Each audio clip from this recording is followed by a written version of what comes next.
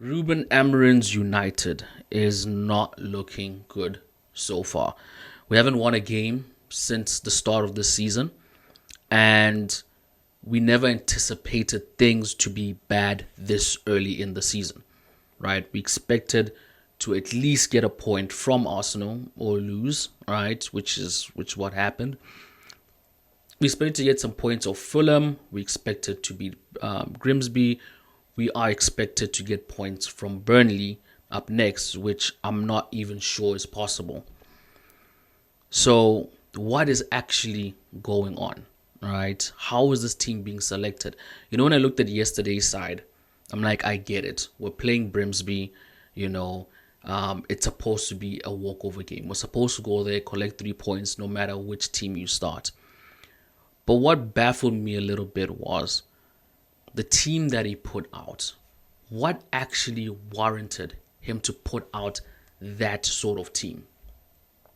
And it's funny because under Ten Hag, when we used to play such games, he would actually go and play the first team. He would actually, those rare occasions where he would look to start a B side. Unless he was really, really comfortable that the B side was actually going to play and go win the match. But you would find Ten Hag starting, Bruno Fernandes, most of the first team players. Whereas yesterday, it was a complete switch. It was a complete, you know what I mean? Like yesterday's side looked like a preseason side. That's the way I saw it, right? I saw it as a B side and I saw it as a preseason side. We haven't won our first two matches. We want to be competitive this season. We want to get back into Europe. This was going to be one of the avenues to get back into Europe, right? We've spoken about this advantage that Man United are going to have this season. Oh, we're not involved in a lot of competitions. We're not going to be having a lot of games, this and that, etc., right? So, and look, I'm not saying that we had to go and play the complete first team and not rest a couple of players here and there. But this team legit looks like a preseason team. It does, unfortunately, right? And starting, Andre Onana. I mean, yeah, look, I get at this point in time, we're finding it really hard to get rid of him. He is United's first team goalkeeper, and he has to play some games. Unfortunately, he has to. We have to include him in the start in the squad. He needs to get some minutes under his belt for him to get comfortable. But yesterday's side was not warranted. There was no good reason why this team should have started. He should have played majority of the first team players because the first team players, they need the win. They need the goals, not the B side players. We need to sort of gain some momentum, some trajectory. And we can't do it if we're going to be playing teams like this and we're going to be putting the B side. We need to start the A side. The A side need to go and completely smash through Grimsby and give them confidence to go into Burnley. And then I think who is it? Is it Liverpool after Burnley or something like that? It's one of the big teams. So yesterday's starting 11, I don't agree with it. I'm not happy with it. And, leading to my next point is, why did it take so long for Rúben to make substitutes? He literally did not have to wait until the second half to make substitutes. He didn't have to. As soon as Grimsby scored the second goal, he should have already started offloading players. Fredrickson, off. Right? Diallo wasn't looking good, off. Dello, off. Ugarte, off. You know what I mean? Like, he should have been sending these players off immediately after the second goal had gone in.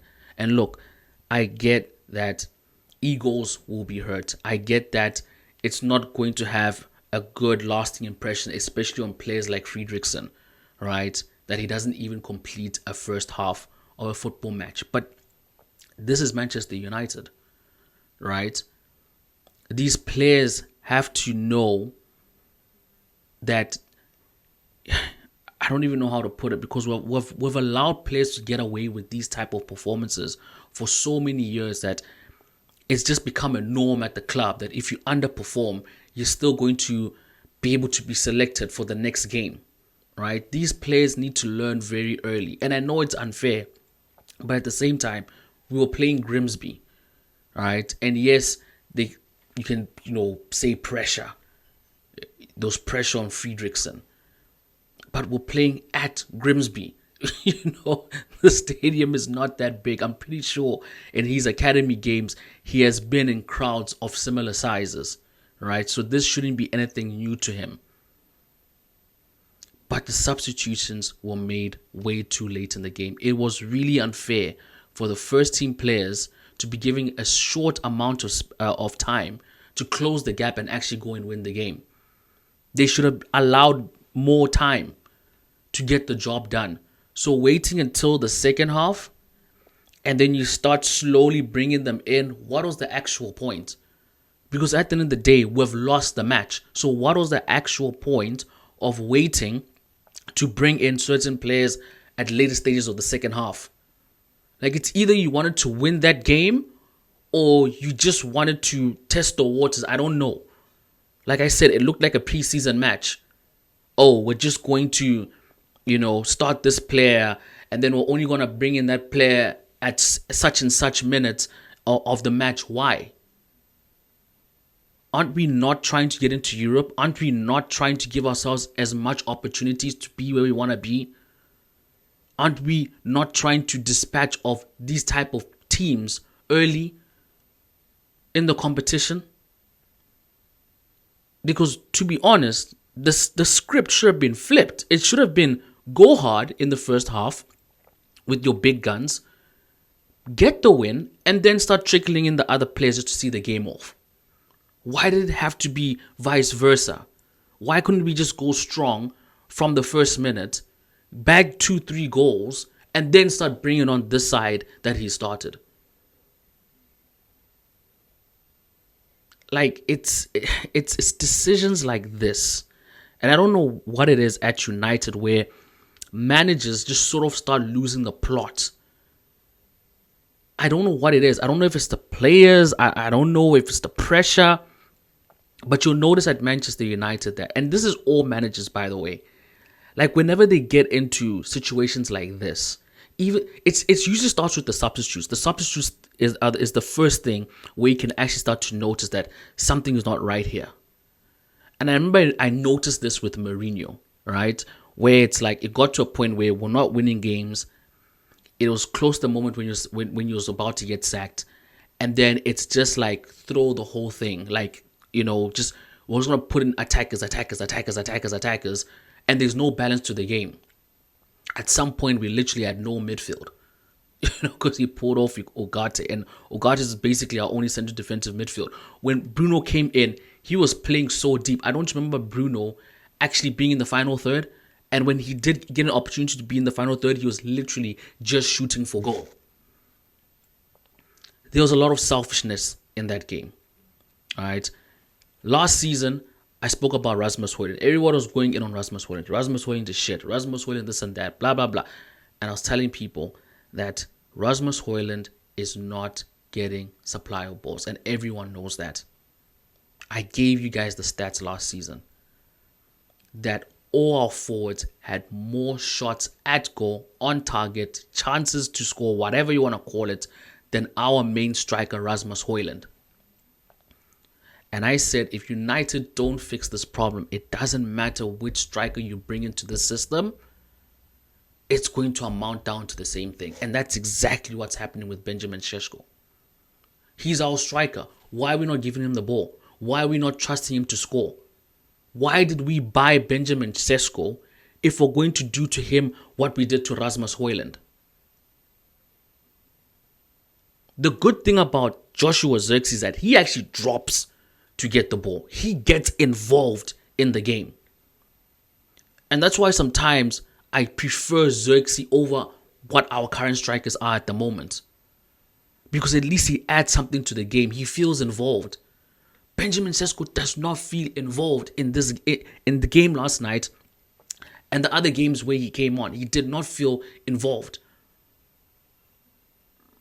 And even when the chances created, they are abysmal. Did you see the chances that Dogo created yesterday? Atrocious.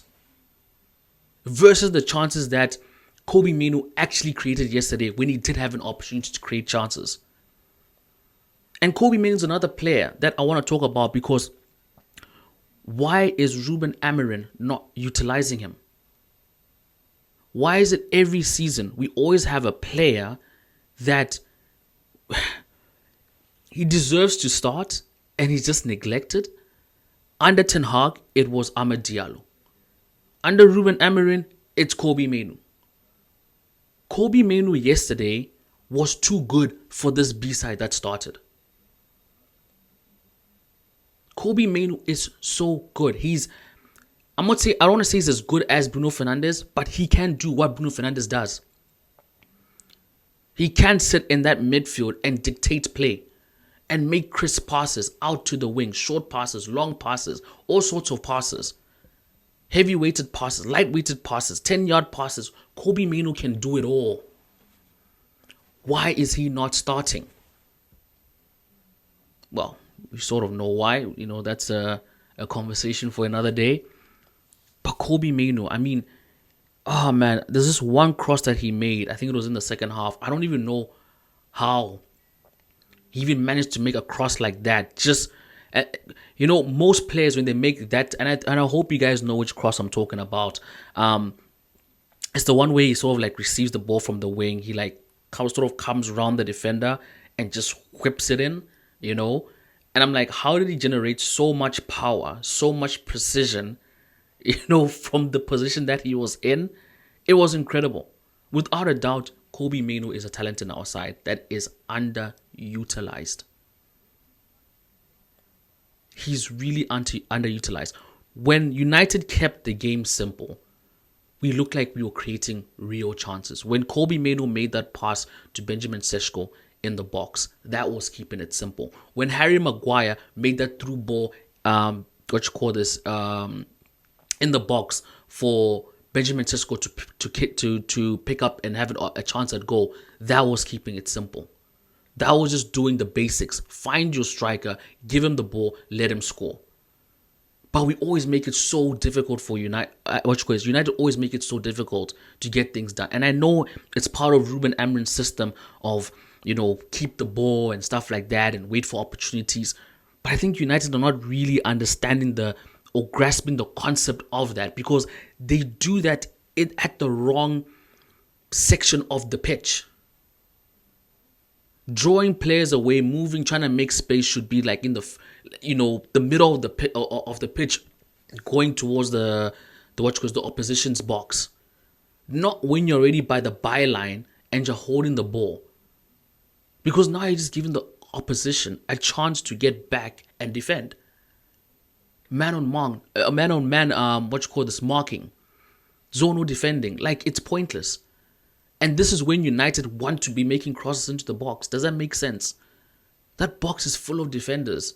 And United have to play it cautious because we also want to avoid a counter-attack if anything has to happen. Yesterday, we were so predictable. And we were also predictable in the Fulham match. Because we slowed the game way too much. We slow it down way too much. Yesterday, there were so many back passes. I didn't understand what was going on.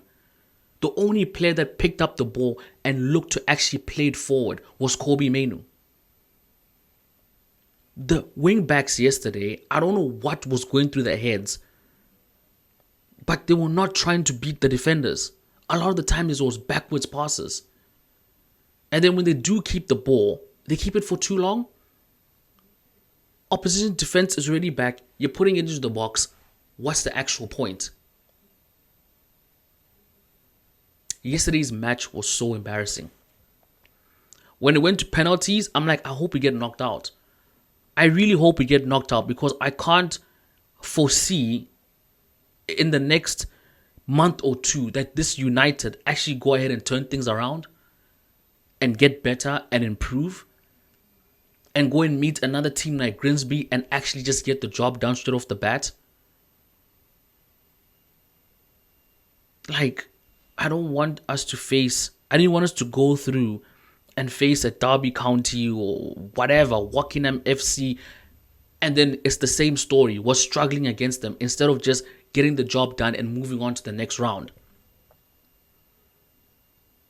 So what has happened to this whole advantage of this season? We're not going to have a lot of games going to work to our advantage. We're going to be more fit, more ready. When this team itself doesn't even look ready for this season.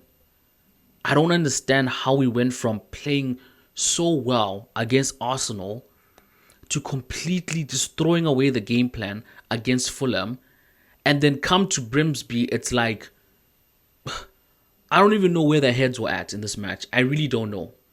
Watching that game was so embarrassing. Players couldn't trap balls. They were just tripping all over the place, fumbling. The confidence was gone. It was out of the roof. Like, guys, third game of the season, and this is Grimsby. Literally, the games have gone from difficult Arsenal to medium Fulham to easy Grimsby. Yet the performances have literally gone the opposite way. Oh man. I don't know, guys. I don't know. Grimsby just kept it simple. They just got the ball, played it forward, found their target man, fed him the ball, go, go, go. That's it. Nothing complicated. Nothing complicated. The aim of the game is to keep the ball moving forward. That's it. Why do we have to complicate it at United? Why? Rúben's United, guys. And I know we want to talk about, no, Rúben still needs to get some signings. Fair enough. I 100% agree with you. This team does need more signings. We need a new goalkeeper. We desperately need a midfielder. Desperately. Right? Two at that fact. You know, when I was looking at United's first team, I was actually surprised that we don't have central defensive midfielders. Like, this is literally the midfield. Mason Mount, Bruno Fernandes, Casemiro, Manuel Ugarte, Kobbie Mainoo. Right? And out of those 5 midfielders, Casemiro, Manuel Ugarte, Kobbie Mainoo are not favored at all. Right? And these are probably the closest, or let me just say, the ones that you can actually try to get something out of them in that central midfield, but they're not being started. But we're starting Casemiro, who is clearly way past his prime, cannot keep up with the fitness and energy levels in these Premier League matches, but he's being favored over Manuel Ugarte and Kobbie Mainoo. And look, I know Manuel Ugarte is not playing well, but seriously, guys, Casemiro, we need a midfielder. We need a new goalkeeper. We probably need a new right back, because I don't know what's going on with Diego Dalot. He has lost the plot. He just needs to be sold. I really don't know what's going on with Dalot. I don't know. And you could already see it starting from last season. His performances, his energy, his willingness, everything just started trickling down to, at this point, it's just basically nothing left in him. Yesterday's match was so disappointing. I'm like, Dalot, what's actually going on? We don't know what's going on with Mazraoui. So, like I said, we will probably need to figure out a right back solution, goalkeeper, central defensive midfielder. On the left side, we're good. You know what I mean? Patrick Dorgu, man, it's still early days. He's literally just played for United for half a season. You know, he's still young. He's got all the right attributes and qualities to actually become a really, really good left back. So I think we should practice some patience with him. But in all, this is Rúben's. It's Rúben's United, whether you like it or not. Because yes, he hasn't got in all the players that he wants, but we have made a couple of signings, 5 to about 7 signings for Rúben Amorim, and I'm talking about since last year January, and I'm also including this window as well. I know this window hasn't been a lot, but I'm just talking about in total. You know, just trying to paint the picture of Rúben's United.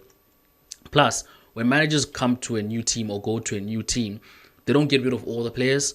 You know, obviously they're gonna come and find players that they want to work with and they're happy that they're found there, i.e. Bruno Fernandes, Mason Mount, Amad Diallo, Matthias de Ligt, Luke Shaw, Lisandro Martinez, Harry Maguire. You know what I mean? He has found a group of players that he's like, I can work with this, and I just need to add more to what I found, and then just get rid of what I don't want to work with. So when you look at Rúben's United, you can safely say it's about 80% complete. So there really shouldn't be any excuse that, oh, Rúben is still building his team, or Rúben's team still needs to be completed, or whatever. It's 80%. It's 80%. That is enough. It really is enough. Right? It's enough to put away a team like Grimsby. It is. If it's enough, I don't know if it's enough to get through this Premier League to where we expect to finish. I don't know. But is it enough to put aside a teams like Grimsby? 100%. Is it enough to get a point from Fulham? 100%. And then now when we talk about the Arsenals, the Liverpools, the Cities, then we can probably put up an argument to say, you know what, in those type of cases, we do need our complete team. We do need, his number one choice keeper. We do need a CDM or a CM, to help control that midfield. We do need a more a more consistent, consistent. You know what I mean. We need a right back. We need a right back. But yeah, guys, that is our current situation at Manchester United. I just really hope that Rúben will change the way he looks at certain things in terms of the players that he starts, in terms of when he's going to be making substitutes and stuff like that. And he really needs to inspire confidence and trust in the players. I don't like this thing of when players are taking penalties or set pieces and stuff like that he's not confidently standing by the bylines. This thing of just, being in his quarters and, covering his face and whatever. I don't think it helps the morale of the players that, looking towards the bench, that their own manager can't even watch them take penalties. It doesn't inspire any confidence at all, right? Look, I'm all for Rúben Amorim, but it doesn't mean that it's not without fault. And those faults need to get amended soon. We can't be complacent and think these things are just going to sort themselves out. They're not. They're not. And this whole thing of us having less games this season and we think that's going to be an advantage, it really won't. It really won't until Rúben Amorim can nail down this system into the players. Because if he's not going to be able to do that, then unfortunately, the way the game works nowadays and the way United are just very comfortable with getting rid of managers, he's going to just fall under the same, circumstances as all the other managers before him. But yeah, guys, anyway, that's United versus Grimsby. Burnley next. Let's hope we get a win. I'm out. Peace.